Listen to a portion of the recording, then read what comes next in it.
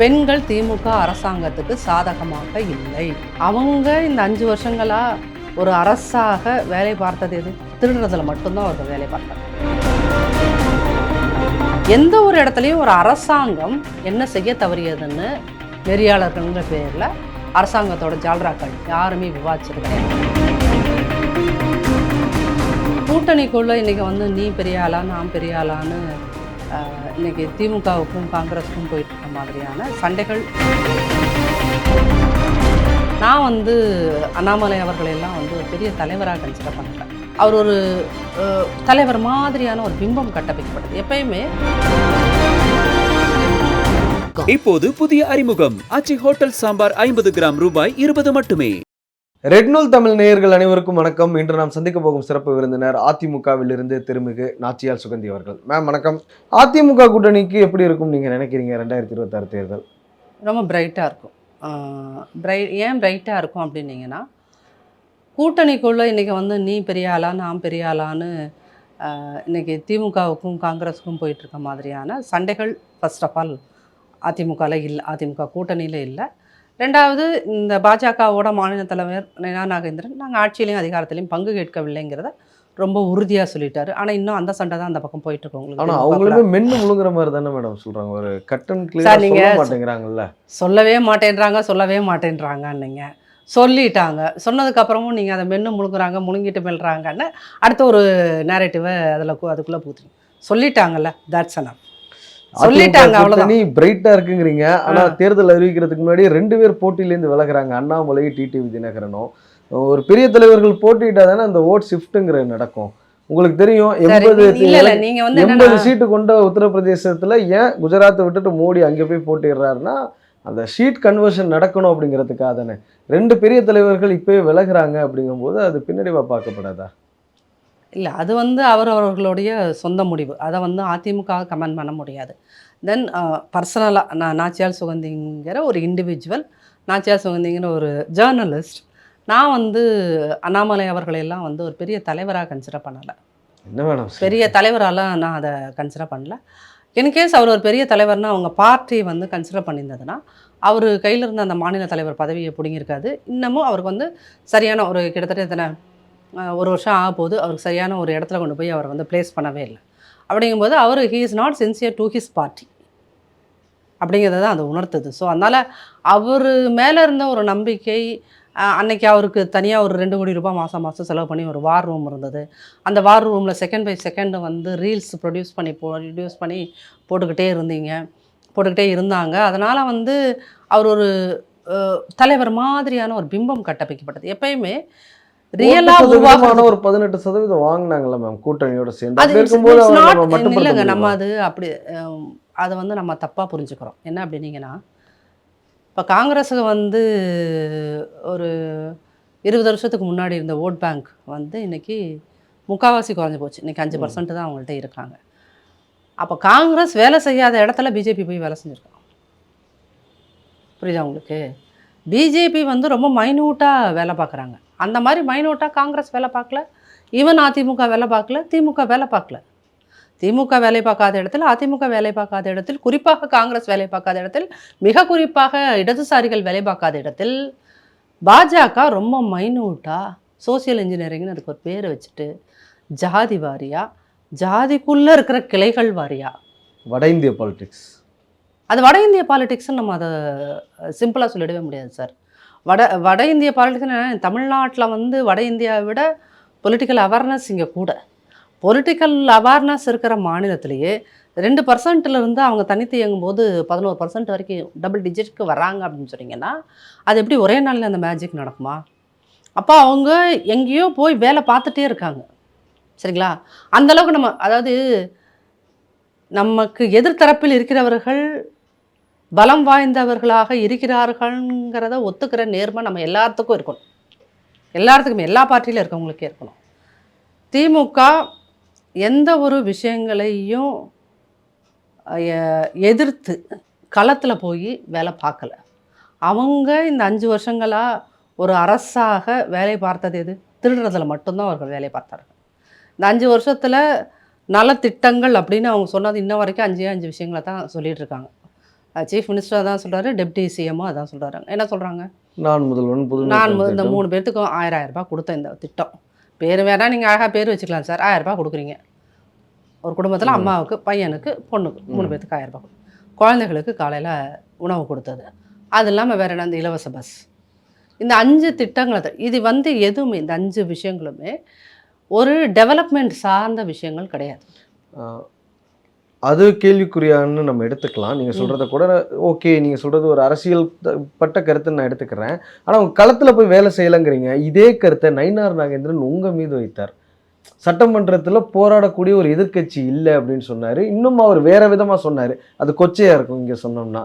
ஆண்மை சார்ந்த விஷயங்களோட கம்பேர் பண்ணி சொன்னார். இல்லை நீங்கள் நம்ம திமுகவை சொல்கிறோம், ஆனால் நம்ம கூட்டணியில் இருந்த பாஜகவே நம்மளை சொன்னுச்சுல்ல ஒரு காலத்தில். இப்போ நீங்கள் ஒரு விஷயத்தை எல்லாரும் புரிஞ்சுக்கணும். இந்த வீடியோ பார்க்குற எல்லாத்துக்கும், அதிமுக வேலை பார்க்கவில்லைன்னு சொல்கிறீங்க. 2021 திமுக நான் ஆட்சிக்கு சொல்லலை, வருது. நயினார் நயினாகேந்திரன் சாருக்குமே இந்த விஷயம் போய் சேரட்டும். 21 அவங்க ஆட்சி அமைக்கிறாங்க. அந்த ஃபஸ்ட்டு பொங்கலுக்கு அவர்கள் 22 பொங்கலுக்கு கரும்பு வாங்கிக்கிறோன்னு சொல்லிட்டு விவசாயிகள்ட்ட இருந்து வாங்கலை.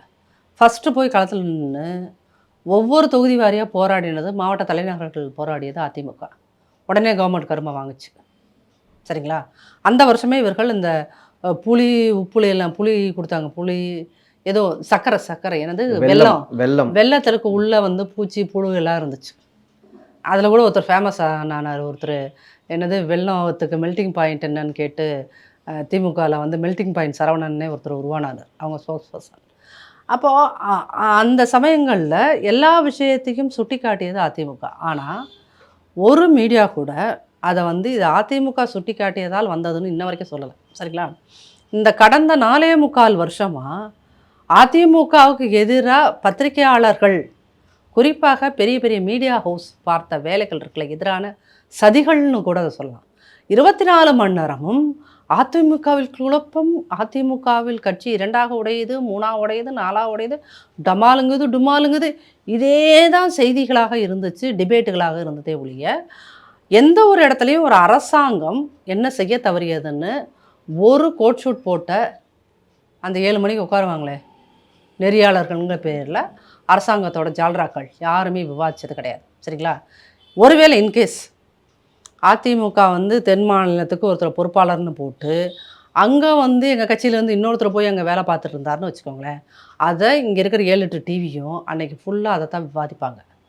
சபரீசன் போயிட்டு வந்து 3 நாள் ஆயிடுச்சு. கனிமொழியோட ஏரியாவுக்குள்ளே இவர் போய் எல்லாம் விசாரணை பண்ணிட்டு வர்றாரு. எங்கேயுமே செய்தி வரல.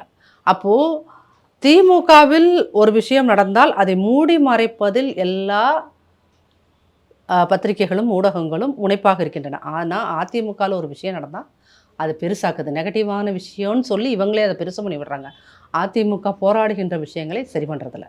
இந்த 5 வருஷமாக எங்களுக்கு சட்டமன்றத்தில் எதிர்க்கட்சி தலைவராக எங்களுடைய பொதுச் செயலாளர் பேசுகின்ற போது அதோட ஆடியோ வீடியோ எங்கேயாவது ரிலீஸ் ஆகி நீங்கள் பார்த்துருக்கீங்களா? உடனே கரண்ட்டு போயிடுது.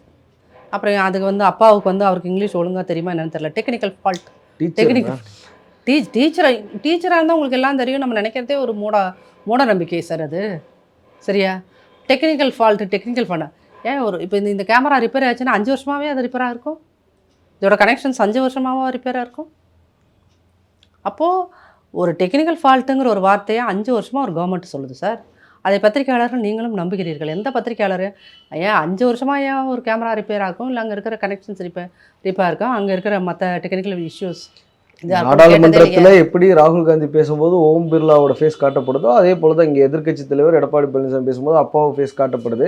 ரெண்டுமே விமர்சனத்துக்குரியது. அது சொல்கிறதுல எனக்கு இல்லை. நீங்கள் சொன்ன இந்த விஷயத்தில் ஒரே ஒரு விஷயம் என்னென்னா, நீங்கள் பாஜகவையும் திமுகவையும் ஒரே தட்டில் வச்சு பார்த்தீங்களா? அந்த ஒரு இதை நான் உண்மையிலுமே வரவேற்கிறேன். அதெல்லாம் உண்மையிலுமே வரவேற்கிறேன். தேர்தல் களம் எப்படி இருக்குங்கிறது பிரைட்டுங்கிறதோட நிறுத்திட்டீங்களே மேம். அதுக்கு மேலே இல்லை, நீங்கள் பிரைட்டாக இருக்குது அவ்வளோதான். 26 இது ஆணவத்தில் சொல்கிறதில்ல, ரொம்ப ஹம்பிளாக சொல்லிக்கிறோம். 26 வந்து எங்களுடைய இபிஎஸ்ஆர் தலைமையிலான அதிமுக தனித்து பெரும்பான்மையுடன் ஆட்சி அமைக்கும். அதில் எந்த மாறுதலும் இல்லை. ஏன் அப்படின்னீங்கன்னா, மக்கள் இந்த ஆட்சியின் மீது சும்மா கடுப்பில் இருக்காங்க, வெறுப்பில் இருக்காங்க அப்படின்லாம் நான் சொல்லலை.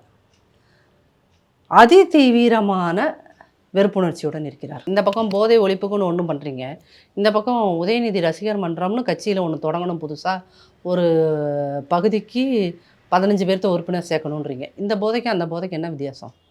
3 முறை உளவுத்துறை ஸ்டாலின் அரசாங்கத்திடம் சமர்ப்பித்த ரிப்போர்ட் என்ன அப்படின்னீங்கன்னா, பெண்கள் திமுக அரசாங்கத்துக்கு சாதகமாக இல்லை. 3 முறை கொடுத்தாங்க. அது இல்லாமல் பெண் நிறுவனம் மாதம் டேட்டா கலெக்ட் பண்ணுவாங்க, சர்வே எடுப்பாங்க. அதுலேயும் ஸ்டாலின் அரசாங்கத்துக்கு எதிராக பெண்களின் மனநிலைமை இருக்குது. வீட்டுக்கு ஒரு மது பிரியர்கள், குடிகாரர்கள் என்னும் மது பிரியர்களை உருவாக்கிய அரசு. கஞ்சா பசங்க. அரசு பள்ளிகளில் சரியான டீச்சர்ஸ் இல்லை. கல்லூரிகளில் நீங்கள் 1000 ரூபாய் கொடுக்கறது முக்கியம் இல்லை சார், அங்கே டீச்சரே இல்லை. 15,000 டீச்சர்ஸ் இருக்க வேண்டிய இடத்துல ஒட்டுமொத்தமாக இருக்கிறது 6,000 4,000. அவன் கல்லூரிக்கு போகிறான், திருப்பி வரான், போகிறான் வரான், அவ்வளோதான். அதான் நந்தனத்தில் உங்களுக்கு ஒரு ரேப் நடந்தது. அப்போ நீங்கள் இது எல்லாமே இந்த ஆட்சிக்கு எதிராக பெண்கள் மனநிலைமை மிக மோசமாக இருக்கிறதுன்னு சொன்னதுக்கப்புறம் தான் இந்த 5,000 வாங்கினா மட்டும் உடனே அவங்க வந்து அது இந்த வாங்கின ஒரு வாரத்தில் எல்லாம் காலியாக இருக்கும். நீங்கள் எலெக்ஷன் வந்து ஏப்ரலில் வரும், எப்படி அப்புறம் திருப்பி ஒரு 5,000 போடுவீங்களா? இல்லை டைரெக்டாக வீட்டுக்கு போய் ஒவ்வொரு அதில் இன்னொரு பக்கம் இவங்க என்ன நினைக்கிறாங்க, 1.31 1,31,00,000 பேருக்கு நம்ம கொடுத்துட்டோம், வாங்காத அதே 1 கோடி பேர் பெண்கள் இருக்காங்களே, அப்போ அந்த 1 கோடி பெண்கள் உங்களுக்கு ஆப்போசிட்டாக தானே ஓட்ட குத்துவாங்க. எனக்கு கொடுக்கலையேங்கிற வருத்தம் அவங்களுக்கு இருக்கும்ல.